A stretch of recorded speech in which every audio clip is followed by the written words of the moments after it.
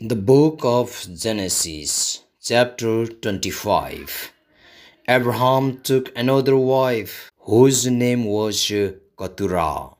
She bore him Jimran, Yokshan, Medan, Median, Ishbak, and Suha.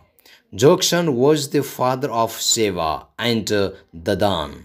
The descendants of Dadan were the Asurites, the Lethusites, and the Lumites. The sons of Median were Ipha, Ipher, Hanok, Avida, and Ildaha. All these were the descendants of Keturah.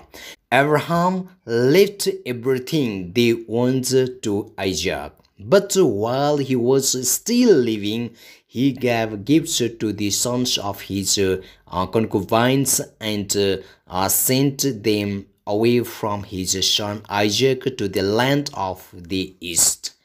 Altogether, Abraham lived 175 years. Then Abraham breathed his last and died at a good old age, an old man and full of years, and he was gathered to his people. His sons Isaac and Ishmael buried him in the cave of Machpelah near Mamre in the field of Ephron, son of Zohar, the Hittite.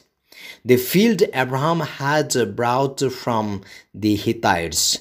There Abraham was buried with his wife Sarah. After Abraham's death, God blessed his son Isaac, who then lived Bir Lahai Roi. This is the account of Abraham's son Ishmael, whom Sarah's married servant Hagar the Egyptian bore to Abraham. These are the names of the sons of Ishmael listed in the order of their birth. Naboth, the firstborn of Ishmael, Kedar, Adbel, Mibsam, Misma, Duma, Massa, Hadad, Tema, Jatur, Nafis, and Kademaha. These were the sons of Ishmael, and these are the names of 12 tribal rulers according to their settlements and camps. Altogether, Ishmael lived 137 years. He breathed his last and died. He was gathered to his people. His descendants settled in area from Havilah to Shur, near the border of Egypt, as you go toward Ashur, and they lived in hostility toward all their brothers. This is the account of Abraham's son Isaac. Abraham became the father of Isaac, and Isaac was 40 years old when he married Rebekah, daughter of Bethuel the Aramean from Paddan Aram, and said to Laban the Aramean. Isaac prayed to the Lord on behalf of his wife because she was barren. The Lord answered his prayer, and his wife Rebekah became pregnant. The babies jostled each other within her, and she said, "Why is this happening to me?" So she went to inquire of the Lord. The Lord said to her, "Two nations are in your womb, and two peoples from within you will be separated. One people will be stronger than the older, and older will serve the younger." When the time came for her to give birth, there were twin boys in her womb. The first to come out was red, and his whole body was like a hairy garment, so they named him Esau.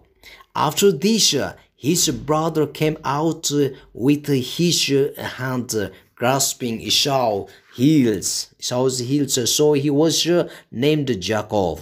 Isaac was 60 years old when Rebekah gave birth to them.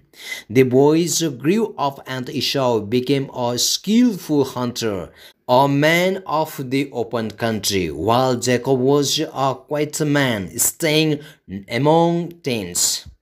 Among the tents, Isaac, who had a taste for wild game, loved Esau, but Rebekah loved Jacob. Once, when Jacob was cooking some stew, Esau came in from the open country. Famished, he said to Jacob, "Quick, let me have some of that red stew. I am famished." That is why he was also called Edom.